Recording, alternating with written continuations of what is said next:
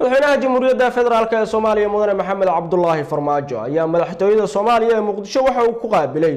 u qaybsamaha dhanka taageerada howlgallada ee xogayaha guud ee qaramada midoobay Cabdinuur Maxamed Axmed oo ah agaasimaha warfaafinta ee madaxtooyada Soomaaliya ayaa waxa warbaahinta uga warbixiyay kulanka madaxweynuhu la qaatay u qaybsamaha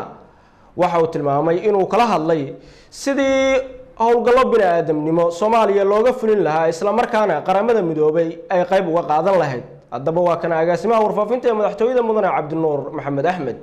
madaxweynaha jamhuuriyadda federaalka Soomaaliya mudane Maxamed Cabdullaahi Farmaajo wuxuu maanta xafiiskiisa ku qaabilay mudane Atul Khar oo ka socda xogayaha guud ee qaramada midoobay xafiiskiisana uu taageero siiyo howlgallada ay qaramada midoobay ka wada dhammaan dunida madaxweyne Farmaajo iyo mudane Atul waxay ka wada hadleen sidii xafiiska gaar ahaan u hoostaga waaxdiisa qaabilsan taageerada dowladda federaalka Soomaaliya loo yaqaan UNSOS sidoo u dardargelin lahaa taageerada uu siiyo ciidamadeena qalabka sida oo howlgallo baaxad ka wada qaybo ka mid ah dalka sidii looga sifayn lahaa argagixisada iyo sidoo kale xafiisku wuxuu taageero siiyaa ciidamada nabad ilaalinta AMISOM oo ciidamadeena ka garab dagaalamo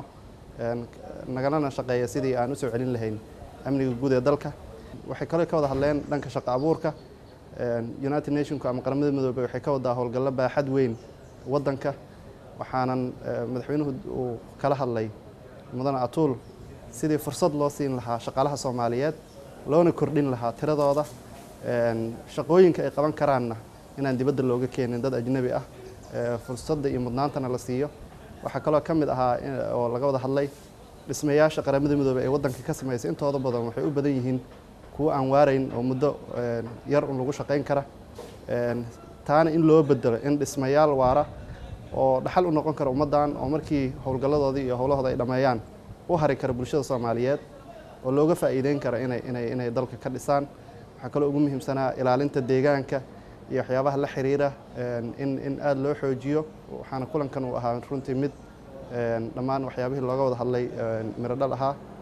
waxaa kulankan ka qayb galay oo madaxweynaha ku weheliyay wasiirka arrimaha dibadda iyo iskaashiga caalamiga ah Danjire Axmed Ciise Cawad iyo sidoo kale wasiirka maaliyadda mudane Cabdiraxmaan Ducaale Beyle